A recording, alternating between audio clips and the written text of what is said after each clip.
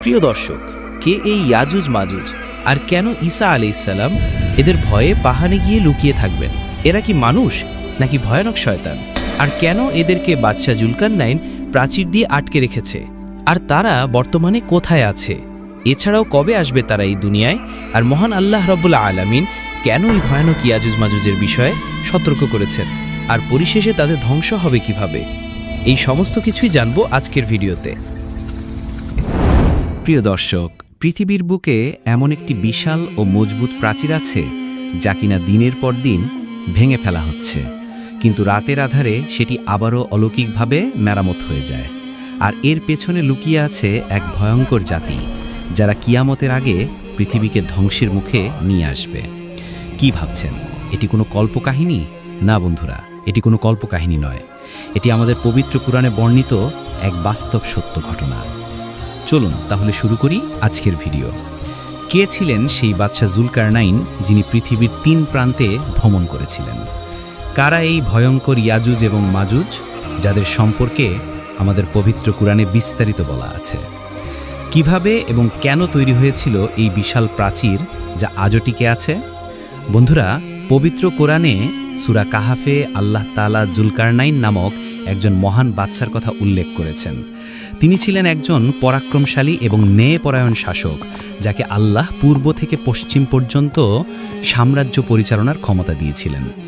অনেকে মনে করেন তিনি গ্রিক বীর আলেকজান্ডার দ্য গ্রেট, আবার কারো মতে তিনি পার্শ্ব সম্রাট সাইরাস দ্য গ্রেট। তবে সবচেয়ে বিশুদ্ধ মত হল তিনি ছিলেন একজন মুমিন এবং আল্লাহ ভীরু শাসক, যিনি আল্লাহর নির্দেশে পৃথিবীতে ন্যায় বিচার প্রতিষ্ঠা করতেন। তিনি কোনো রাজা নন, বরং আল্লাহর একজন প্রিয় বান্দা হিসেবেই পৃথিবী শাসন করেছেন। কোরআন অনুযায়ী জুলকারনাইন পৃথিবীর 3 প্রান্তে ভ্রমণ করেছিলেন। প্রথমে তিনি পশ্চিম দিকে গেলেন, যেখানে সূর্যকে তিনি একটি কর্দমাক্ত জলাশয়ে অস্ত যেতে দেখলেন। এরপর তিনি পূর্ব দিকে গেলেন, যেখানে তিনি এমন এক জাতির উপর সূর্য উদিত হইতে দেখলেন যাদের জন্য আল্লাহ কোনো আড়াল তৈরি করেননি। সবশেষে তিনি পৃথিবীর 2 পাহাড়ের মাঝে এক স্থানে পৌঁছালেন। সেখানেই তিনি ইয়াজুজ এবং মাজুজ নামক এক ভয়ঙ্কর জাতির সন্ধান পেলেন। এই ইয়াজুজ এবং মাজুজ ছিল মানবজাতিরই একটি অংশ, কিন্তু তাদের স্বভাব ছিল হিংস্র এবং বর্বর। তাদের একমাত্র উদ্দেশ্য ছিল পৃথিবীর বুকে বিশৃঙ্খলা সৃষ্টি করা। তারা পার্শ্ববর্তী শান্তিপূর্ণ জাতিগুলোর উপর আক্রমণ করত, তাদের ধন সম্পদ লুট করত, ফসল নষ্ট করত এবং নারী ও শিশুদের দাস বানিয়ে নিয়ে যেত। তাদের অত্যাচারে অতিষ্ঠ হয়ে সেই অঞ্চলের লোকেরা জুলকারনাইনকে নিজেদের সম্পদ দিতে চেয়েছিল, যেন তিনি তাদের এই ভয়ঙ্কর জাতি থেকে রক্ষা করেন। কিন্তু জুলকারনাইন অত্যন্ত বিনয়ের সাথে তাদের প্রস্তাব প্রত্যাখ্যান করলেন। তিনি বললেন, আমার প্রতিপালক আমাতে যে ক্ষমতা ও সম্পদ দিয়েছেন তা তোমাদের দেওয়া সব কিছুর চেয়ে উত্তম।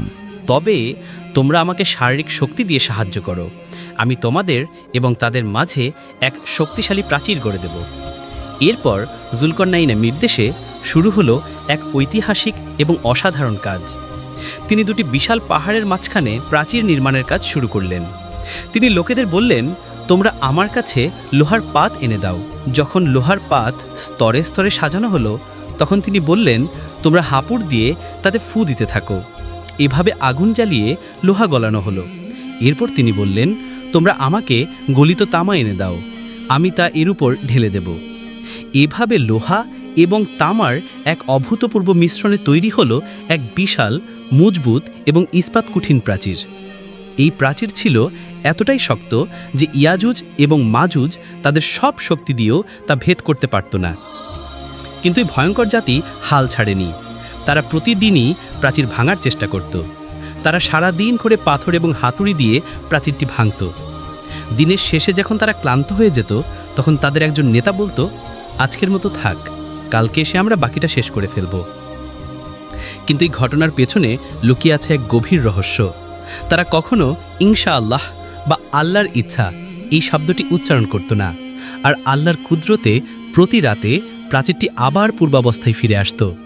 এই রহস্যময় ঘটনা শত শত বছর ধরে চলতে থাকত।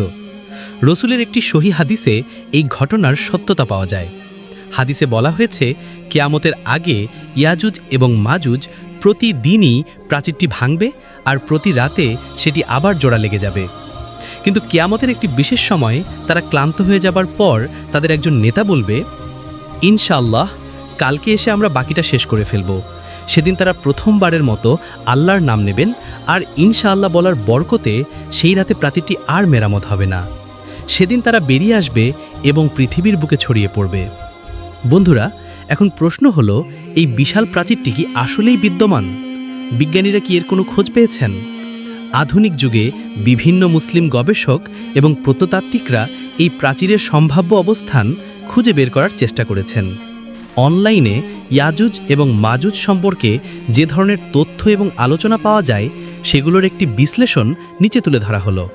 এই তথ্যগুলো মূলত YouTube video, Islamic blog, forum এবং বিভিন্ন গবেষণা প্রবন্ধ থেকে সংগৃহীত, যা এই বিষয়ে আগ্রহী মানুষের কৌতূহল মেটায়।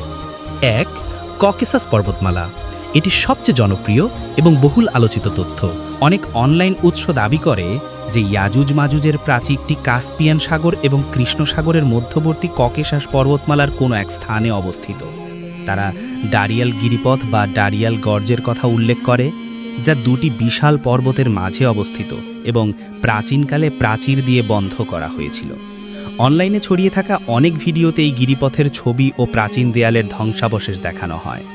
2. তিয়ানশান পর্বতমালা। এই তত্ত্বটিও অনলাইনে বেশ প্রচলিত। কিছু গবেষক দাবি করেন যে প্রাচীরটি মধ্য এশিয়ার কিরগিস্তান এবং তাজিকিস্তানের সীমান্তবর্তী তিয়ানশান পর্বতমালার বরফের নিচে চাকা পড়ে আছে। অনলাইনে প্রকাশিত কিছু ভিডিওতে আধুনিক মেটাল ডিটেক্টর ব্যবহার করে সেখানে ধাতব পদার্থের উপস্থিতির দাবি করা হয়। এই তত্ত্বকে সমর্থন করতে কোরআনে বর্ণিত গলিত লোহা ও তামার প্রাচীরের কথা উল্লেখ করা হয়। 3. চীনের মহাপ্রাচীর। যদিও বেশিরভাগ স্কলার এ তত্ত্বকে সমর্থন করেন না, তবু অনলাইনে কিছু জায়গায় চীনের মহাপ্রাচীরকে ইয়াজুজ এবং মাজুজের প্রাচীর হিসেবে উল্লেখ করা হয়। তবে দুর্বল দিক হল চীনের প্রাচীরটি পাথর ও ইট দিয়ে তৈরি, যা কোরআনের বিবরণের সঙ্গে মেলে না। যদিও এই সকল আবিষ্কার এখনও বিতর্কের ঊর্ধ্বে নয়, তবে এটি আমাদের এই বিশ্বাসকে আরও দৃঢ় করে যে কোরআনের প্রতিটি কথা সত্য। বন্ধুরা, অনলাইনে আরেকটি বহুল আলোচিত তত্ত্ব হলো ইয়াজুজ এবং মাজুজ কোনো শারীরিক জাতি নয়, বরং তারা একটি প্রতীকী সত্তা। এই তত্ত্ব অনুযায়ী ইয়াজুজ ও মাজুজ বলতে এমন কিছু পরাশক্তি বা আধুনিক যুগের কিছু জাতিকে বোঝানো হয়, যারা পৃথিবীতে বিশৃঙ্খলা, দুর্নীতি এবং ধ্বংসের কারণ। এই তত্ত্ব অনুযায়ী জুলকারনাইনের প্রাচীর কোনো বাস্তব প্রাচীর নয়, বরং একটি প্রতীকী বা আধ্যাত্মিক বাধা, যা এই বিশৃঙ্খলাকে আটকে রেখেছে। যদিও এই ব্যাখ্যাটি নুনধারার ইসলামিক স্কলারদের মধ্যে প্রচলিত নয়, কিন্তু অনলাইনে এটি বেশ জনপ্রিয়। বন্ধুরা, অনলাইনে ইয়াজুজ এবং মাজুজ সম্পর্কে অসংখ্য তথ্য এবং বিতর্ক পাওয়া যায়। এগুলো আমাদের কৌতূহল মেটাই ঠিকই, কিন্তু তাদের প্রকৃত অবস্থান সম্পর্কে আল্লাহ তাআলাই সবচেয়ে ভালো জানেন। বন্ধুরা, রাসূল সাল্লাল্লাহু আলাইহি ওয়াসাল্লামের একাধিক হাদিসে ইয়াজুজ এবং মাজুজের বেরিয়ে আসার পর পৃথিবীতে কি ঘটবে তার বর্ণনা দেওয়া হয়েছে।